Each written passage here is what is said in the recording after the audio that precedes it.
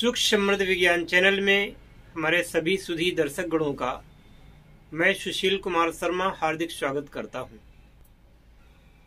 आज का जो एपिसोड है बहुत ही आकर्षक होने वाला है, इसलिए इस एपिसोड को पूरे ध्यान से सुने और तदनुसार आगे का निर्णय लें।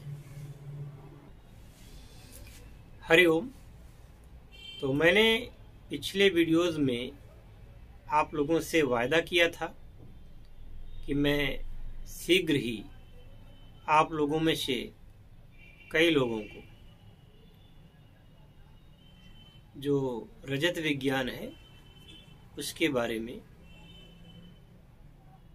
बताऊंगा और वो क्रिया भी प्रदान करना चाहता हूं कुछ लोगों को।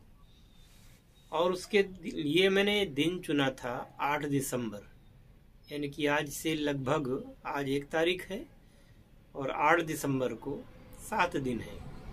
इस 7 दिनों में आप लोग चाहें तो पहले से अपना पंजीकरण करवा सकते हैं और इसके बाद में आप उस क्रिया को बहुत ही विधि विधान से सीख सकते हैं। ये मैंने आपको सर्वप्रथम जो जानकारी देनी थी दे दी है। और इसके अलावा जो मैंने सक्सेस मेथड नाम की जो एक विद्या के बारे में आप लोगों को बताया है, बहुत ही सरल, बहुत ही लाभकारी विद्या है। नियम बंधन इत्यादि उसमें ज्यादा नहीं है, लेकिन मेरे विचार में एक बात आती है कि जब मैं छोटा था तो मेरे शिक्षक गण कहते थे, वो हम लोगों के लिए कहते थे। जब हमारे क्लास में कुछ छात्र पढ़ते थे, कुछ नहीं पढ़ते थे, तो शिक्षक गण यह कहते थे कि अब वहाँ गांव में हम लोग रहते थे तो उस हिसाब की भाषा थी वहाँ की, और ज्यादातर शिक्षक गण सब गांव से ही आते थे। आजकल का तो ये प्रचलन हो गया है कि जरा सा कोई थोड़ा सा उठा तो गांव छोड़ देता है और किसी कस्बे में या शहर में शिफ्ट हो जाता है। तो हमारे एक शिक्षक थे श्री जनार्दन दीक्षित जी।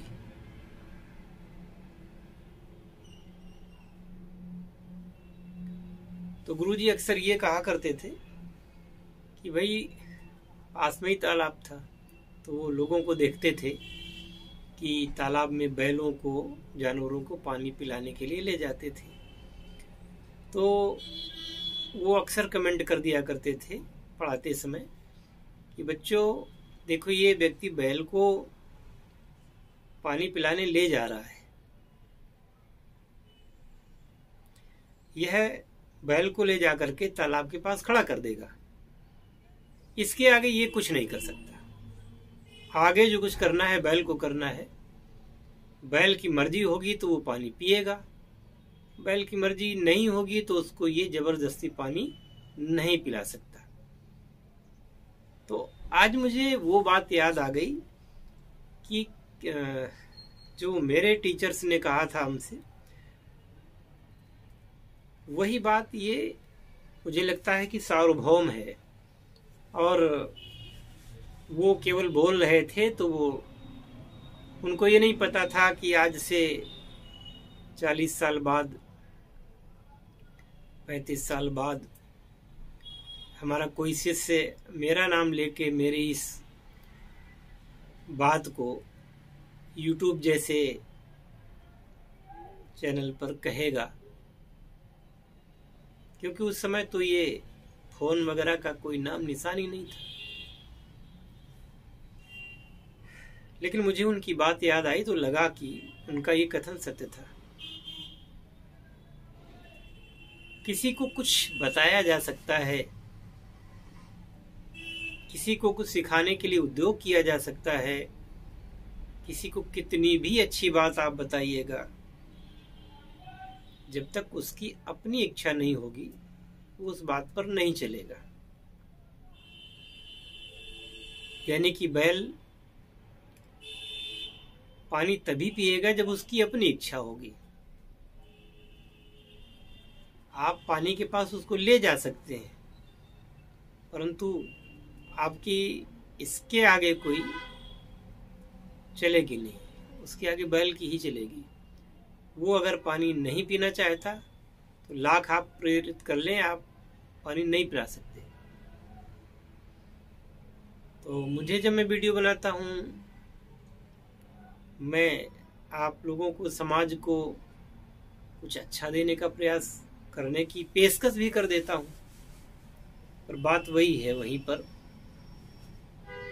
अगर उसको पानी पीना होगा तभी पिएगा, वरना आपकी किसी कवायद का उसका कोई फर्क नहीं पड़ने वाला है। तो मेरा काम सिर्फ और सिर्फ दर्शकों के सामने अपनी बात को रखना है कि भाई ऐसी भी साधना होती है जो आपको ये लाभ पहुंचा सकती है, योग में ऐसा है, उससे ये लाभ हैं, स्वास्थ्य के नियम ऐसे हैं, उनसे ये लाभ हैं, है ना। अमुक बिजनेस के बारे में बताया, उससे ये लाभ हैं, अमुक साधना के बारे में ये लाभ हैं,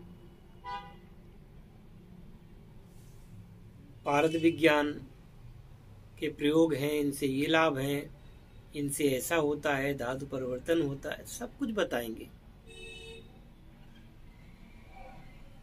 लेकिन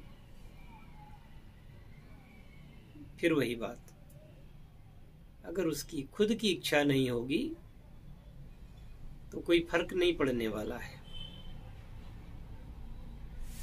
वो सिसकते रहेंगे, रोते रहेंगे, कष्ट पाते रहेंगे, सब कुछ करते रहेंगे।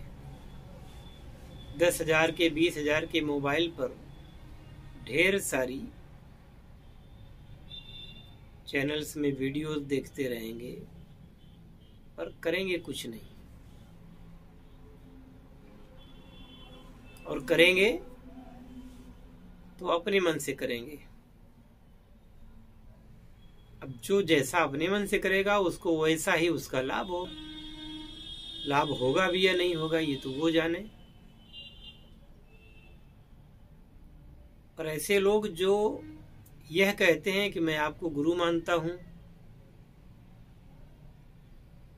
और आपका वीडियो देख करके मैंने अमुक साधनाएं की, ऐसा किया वैसा किया, जबकि मुझे इस बारे में कुछ पता ही नहीं।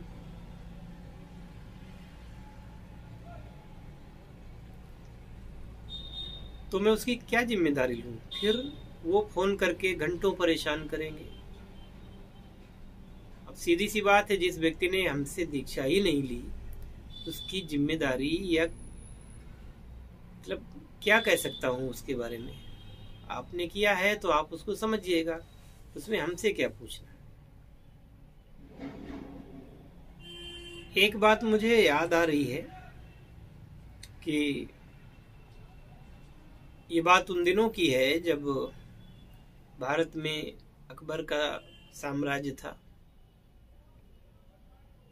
तो महात्मा बीरबल उनके साथ थे। तो महात्मा बीरबल के पास एक दिन एक ऐसी बात आई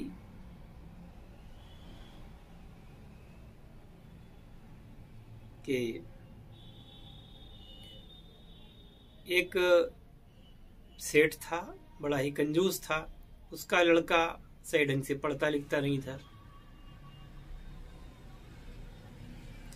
तो बीरबल से कहा गया कि कोई अच्छा शिक्षक नियुक्त कर दीजिए तो मेरे बच्चे को शिक्षा मिल जाए और अच्छा व्यक्ति बन जाए।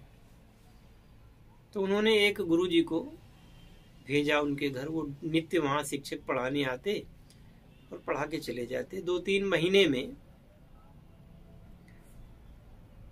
वो काफी बच्चा होशियार हो गया।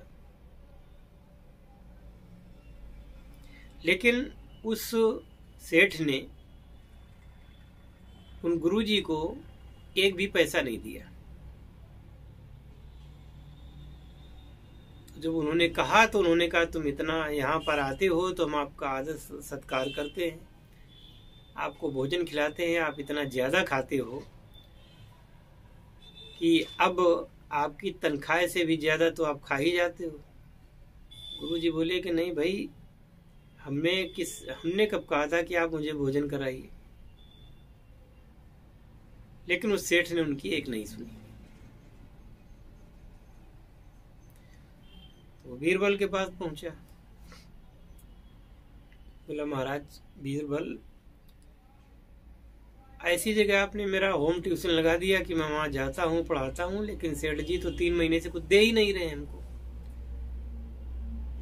तो एक दिन बीरबल उनसे मिलने गए सेठ जी से। बोले कि सेठ जी और आपके बच्चे के क्या हाल है? बोले बच्चा तो बहुत बढ़िया है, सुधर गया है और पढ़ रहा है, होशियार भी हो गया है। तो उन्होंने कहा तो आपने मास्टर साहब की फीस दी, पैसा दिया उनको? तो उसने कहा कि भाई उनको पैसा क्या देना, वो तो इतना भोजन करते हैं कि जितना पैसा देने की बात हुई थी उससे भी दुगने के तो भोजन कर जाते हैं। तो बीरबल ने कहा कि लेकिन उनका निर्वाह कैसे चलेगा, वो तो आपके बच्चे को पढ़ाने आते हैं। तो उसने कहा ये मैं नहीं जानता, मैं तो ये जानता हूँ कि उन्होंने बहुत कुछ खाते पीते हैं और अच्छा, मुझे आप एक ऐसा शिक्षक दीजिए जो खाना नहीं खाए। तो बीरबल जी ने कहा ठीक है, मैं कल ऐसे शिक्षक को ले आऊंगा जो ना तो खाना खाएगा और ना ही आपसे कभी फीस मांगेगा। तो सेठ ने कहा वाह बीरबल जी, ये तो बहुत अच्छी बात है, ये भोजन भी नहीं करेगा और फीस भी कभी नहीं देनी है, और पढ़ाएगा कितनी देर? तो आजीवन पढ़ाता ही रहेगा, जब तक वो रहेगा आपके घर में, जाएगा भी नहीं घर से, पढ़ाता ही रहेगा। सेठ जी ने सोचा कि चलो कुछ दिन पढ़ा करके फिर उसको भगा देंगे। अब दूसरे दिन बीरबल जी गए उनके घर में, एक बुद्ध भगवान की मूर्ति लेकर के पहुंच गए। बोले ये गुरुजी हैं और बहुत नाम है इनका, ये गुरुजी आपके घर में रहेंगे, आपके बच्चे को पढ़ाएंगे, ना तो भोजन करेंगे ना कभी फीस मांगेंगे।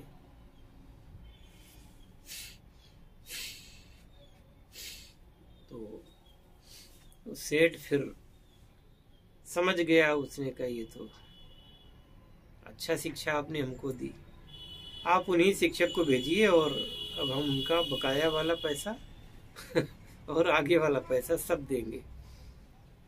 तो ऐसा होता है कि कितनी भी अच्छी बात बताओ, जब लोगों को मुफ्तखोरी की आदत लग जाती है तो कुछ करना ही नहीं चाहते। वो सोचते कौन घर बनवावे, क्या जरूरत है घर बनवाने की, बीपीएल में नाम तो है ही, सरकार खुद किसी दिन कॉलोनी या कुछ न कुछ बनवा के दे देगी, सरकार खुद फ्री का गल्ला बांटेगी। होता भी है ऐसा। तो ऐसे लोगों के लिए क्या कहा जाए, न वो अपने किसी काम आ सकते हैं न किसी दूसरे के काम आ सकते हैं।